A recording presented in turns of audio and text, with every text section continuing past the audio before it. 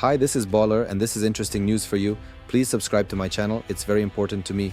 Ukraine may have discovered the tank that could shift the dynamics of drone warfare, and it's not the M1 Abrams.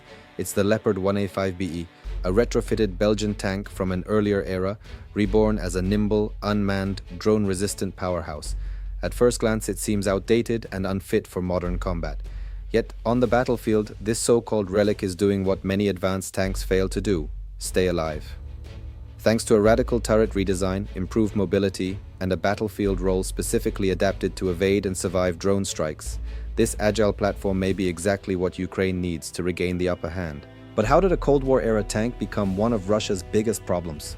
First, we need to understand how drones turned traditional tank warfare upside down. Unmanned aerial systems have revolutionized the combat landscape in Ukraine.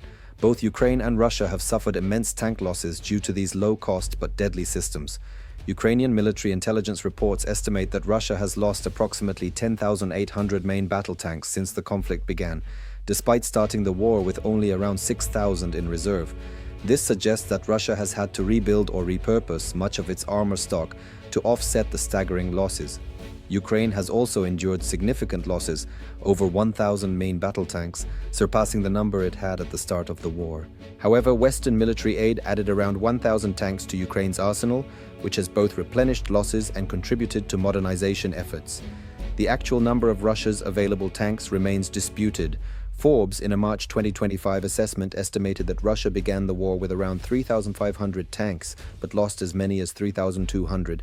Some sources claim annual Russian production is between 500 and 600 tanks, while U.S. General Christopher Cavoli estimates wartime production may reach up to 1,500 per year.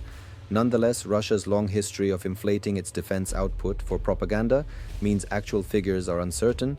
Regardless of model, T-90M, T-72, or even the antiquated T-62, none seem able to withstand drone attacks. Ukraine's armor at the beginning of the invasion was also vulnerable. The country's most advanced tanks were modernized T-72s acquired from former Warsaw Pact states, as well as upgraded T-64s forming the T-64 Bullet line, which formed the backbone of Ukraine's early war tank fleet. Though competitive with Russian equivalents, these tanks, like all Soviet-designed models, were built with vulnerabilities that modern drone warfare now easily exploits, especially thin top armor. Even inexpensive commercial drones can deliver fatal damage by striking from above. Russia capitalized on its early numerical advantage, leveraging cheap Chinese drone imports to form massive drone fleets. Ukraine responded by developing its own swarms and employing complex tactics to overcome Russian armor.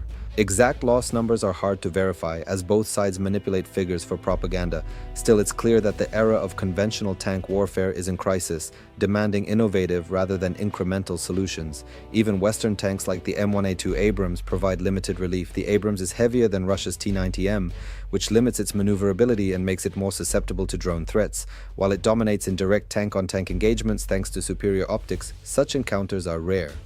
As a result, Ukraine has struggled to capitalize on the Abrams' full potential, prompting a rethink in armored warfare. This is where the Belgian-modified Leopard 1A5 enters the scene. It could be the strategic breakthrough Ukraine needs, thanks to its highly mobile, unmanned turret configuration.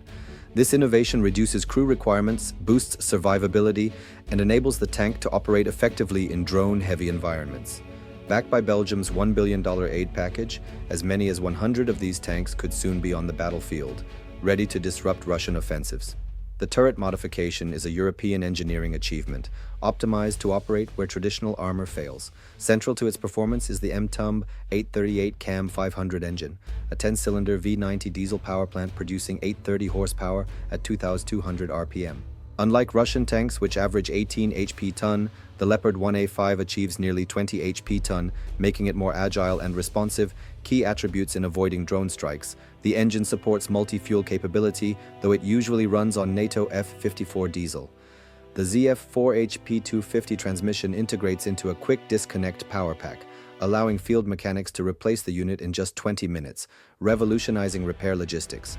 Mobility metrics are equally impressive. A top speed of 40-43 mph, faster than a T-72, though slightly behind the T-80, off-road speeds of 28 mph, and excellent performance on slopes and obstacles. Its lighter 42.5-ton chassis, enhanced by Belgian retrofits, delivers unmatched acceleration and battlefield maneuverability. Most critically, its unmanned turret transforms combat dynamics. Removing humans from the turret cuts the crew from 4 to 3 and enables a lower profile, making it harder to detect or hit. Automation increases targeting speed and accuracy, crucial when countering drone swarms. The Cockerill 3105 turret isn't just an upgrade, it represents a complete shift in design philosophy. Equipped with a 105mm gun, compatible with NATO ammunition, it features a 12 to 16 round autoloader firing 6 rounds per minute. Advanced optics and thermal systems can identify drones from 2.5 to 3.5 miles away. Its aluminum construction reduces weight, and it supports the Faleric 105 laser-guided missile for long-range precision strikes. Though based on older designs, the tank supports modern active protection systems, including electronic countermeasures. While not as advanced as Israel's trophy system, it's tailored to Ukraine's specific threat environment. For protection, the tank includes Contact 1 explosive reactive armor, ERA, reducing heat and rocket penetration by up to 92%. Anti-drone mesh screens shield its top surfaces, and 20 Cerberus air defense systems provided by Belgium offer further protection, likely akin to the US Vampire system. The unmanned turret's lower profile and additional armor enhancements give the tank a survivability edge. Unlike Russia's approach of fielding outdated T-62s to bait drones, Belgium focused on agility, crew protection, and integrated electronic defense systems. Even a direct turret hit no longer guarantees crew casualties, as the operators are housed in the hull's safest compartment. Previously a challenge for the Leopard 1A5 was ammunition supply. Belgium addressed this by initiating 105mm shell production through KNDS for Ukraine. The ammo suite includes armor-piercing sabot rounds, heat, high explosive, and smoke types. The autoloader maintains firing speed under pressure and reduces fatigue. Unlike Russian designs where a turret hit can cause catastrophic explosions, the Leopard 1A5 can survive and return for repairs. Still, success depends on logistical support. Belgium's $133 billion package includes infrastructure, spare parts, and mechanic training. Roughly $226.6 million is dedicated to building maintenance facilities in Ukraine, supported by existing repair hubs in Poland and Slovakia. Belgium also plans mobile repair teams to cut vehicle downtime near the front lines. Even with these upgrades, Ukraine's success depends on delivery scale and operational support. Russia won't stay passive. It's already pulled old T-62s from storage to compensate for tank losses. But those vintage tanks, lacking modern countermeasures, have proven easy prey for drones. This isn't just a technological issue, but a doctrinal one. Armor alone can't protect against top-down drone attacks.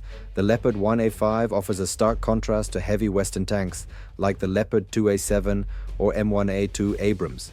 While those prioritize protection through bulk, the lighter Leopard 1A5 emphasizes maneuverability and survivability. Its power-to-weight ratio enables faster acceleration and terrain flexibility, essential for avoiding drone targeting. Compared to the T-72, it sacrifices frontal armor but exploits vulnerabilities in Russian tank flanks and tops. The 105mm gun, paired with modern ammo and fire control, is potent enough to engage any Russian tank. Perhaps the biggest advantage is psychological. With both sides losing tanks to drones, Ukraine deploying a tank built to defeat that threat could shift morale and strategy. Belgium's single prototype shipment is a calculated investment into the next phase of armored warfare. This reflects NATO's broader strategy, arming Ukraine as a cost-effective alternative to overhauling Allied forces. Many Soviet-era tanks, especially from Eastern Europe, were funneled to Ukraine alongside Western models like the Challenger 2, Leopard 2, and Abrams, partly to test them in real combat. Unlike US conflicts in the Middle East, where America held clear advantages, Ukraine offers a unique testing ground for modern equipment against a near-peer adversary. And with over 500 Leopard 1 tanks in European storage, there's massive scaling potential. Belgium's prototype is now being tested in Ukraine. If it performs well, more Leopards could receive similar upgrades. Field trials will test survivability, mobility, turret reliability, and integration with Ukrainian command systems. This may signify a shift in doctrine. Success might lie not in thicker armor, but in agility, survivability, and smart systems. Alternatives like infantry support vehicles may emerge, replacing large cannons with rapid-firing anti-drone weaponry. How will Russia respond? Likely through evolving drone tactics. Though its early strategy failed, Russia has since improved drone sophistication. However, creating drones capable of reliably targeting fast, low-profile tanks with active defenses may exceed Russia's production capabilities under current sanctions. Russian anti-tank teams may try to neutralize Leopard advantages with ambush zones, but these units become targets for Ukrainian drones and artillery in turn. Ukraine's adaptability gives it a tactical edge. Ultimately, the Leopard 1A5 retrofit is more than technical, it's philosophical. It embraces the truth that in drone-dominated warfare, speed and survivability outweigh raw firepower. This parallels historical shifts in warfare, like the move from armored knights to mobile cavalry. The Belgian speed demon isn't just another tank. It might be the blueprint for the future of armored warfare in the drone age. Its battlefield performance could influence global tank development for years. Will it reshape the war? Can Russia adapt in time? Let us know your thoughts below.